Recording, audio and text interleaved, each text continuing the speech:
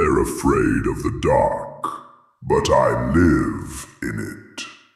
The Sinister Gnome. Tonight's story is about a place you should never go after dark.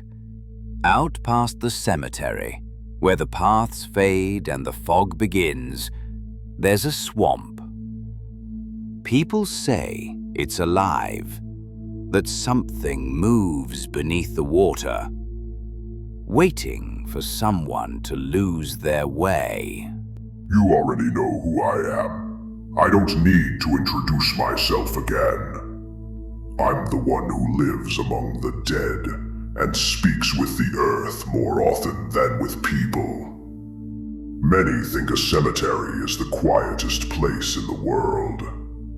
That's not true. Sometimes it whispers, and sometimes it answers. Beyond the fence, past the crosses and old slabs, the bog begins. I rarely look that way. Not out of fear, no. I just know something lives there that's older and deeper than even death. Something that doesn't lie quiet. Tonight I'll tell you about her. The creature from the bog. The one that comes out when someone gets lost and calls for help for too long. The bog begins beyond the stone fence, where the crosses have already sunk halfway into the moss. People don't come here. They've heard the swamp is not ordinary. They say that long ago, bodies of those who died from disease were brought there, so they wouldn't be buried on holy ground. But that's only half the truth. The other half is what was left below when the bodies decayed. I know that she lives in the bog, a creature without a name, without a past, without mercy. I saw her once, and that was enough to remember her until the end of eternity. It was late autumn, the night before the first snow. No wind, just a faint vapor rising from the ground like breath. Even the earth seemed to be waiting for something. At first, I heard music. Quiet, trembling. Then, a human voice. Young. A guy, maybe 20. He was walking along the cemetery wall, shining his phone's light, whistling. His voice was cheerful, drunk. I watched from behind the gravestones. He was heading toward the bog, lost. I could tell by his steps, confident at first, then slowing, then stopping. He tried to catch a signal, laughed, then cursed, a sound like a crack through the silence. The bog doesn't like that. I saw him leave the path, step into a hollow where the grass was knee-high, where every step turned sticky. The phone's light tore pieces of reeds and flashes of water from the dark. The fog rose suddenly, as if someone had released it.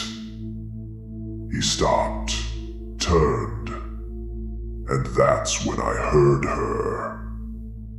Not footsteps, not rustling. The bog doesn't move on its own. But where he stood, the water began to tremble. First one bubble, then another. Then all at once, the air smelled of rotten fish and metal. He took a step back, and I saw his foot sink into the muck. Only to the ankle, but he jerked, like something living had grabbed hold. I don't interfere. Never. My role is to watch. But I stepped closer, right to the fence. She was already rising there. You can't describe her completely. She isn't made of one kind of flesh. Everything that had rotted, everything that had fallen into the water over the decades, had become part of her body. Molded from silt, roots, bones, old hides.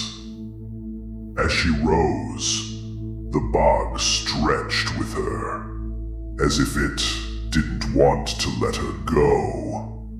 A head without shape. A mouth, just a hole breathing out steam. And the smell, heavy, suffocating. Like the breath of a coffin opened too soon. The guy screamed, not loud, the way people scream when they don't believe it's real. He ran, but the bog doesn't let go.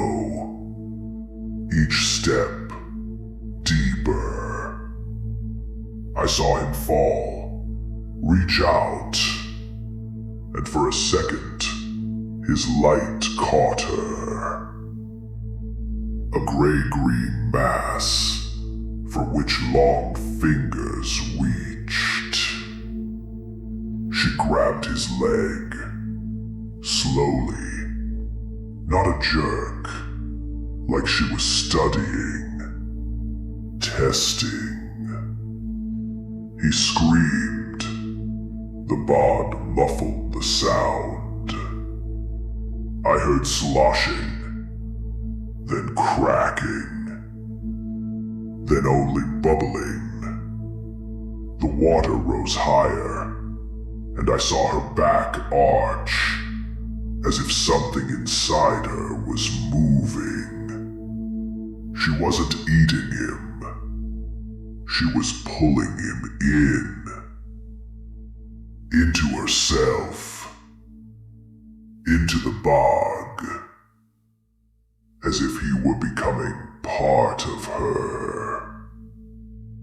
When it all went still, the surface was smooth again. Only one patch darker than the rest. Something slowly rose from beneath the water. A hand, but not his. Too thin. A child's. With a finger shaped like a twig. It trembled, then sank back down. I waited until dawn. When the sun rose, people came to search. They found his boot. One. The other was never found. The boot stood upright on a hummock, as if someone had carefully placed it there. Inside, mud, silt, and a clump of moss that looked disturbingly like human hair. Nearby, in the soil, there were prints, not animal, not human. As if someone had dragged a hand with 5 long fingers across the clay. The caretaker said the swamp had swallowed him. But I saw that night how the water in that place kept rising and falling, as if something down there was breathing, as if it still wasn't full. Now I stay away from that spot. Even I don't feel right there. Sometimes, when the rain runs into the hollow and I catch the scent of bog and decay, I hear something whispering from far away. A quiet voice. Young, like that guy's. He calls out, begs to be pulled out. Then another voice joins in. Female, lower, older. She laughs. I know who it is, and I know the bog doesn't like being alone.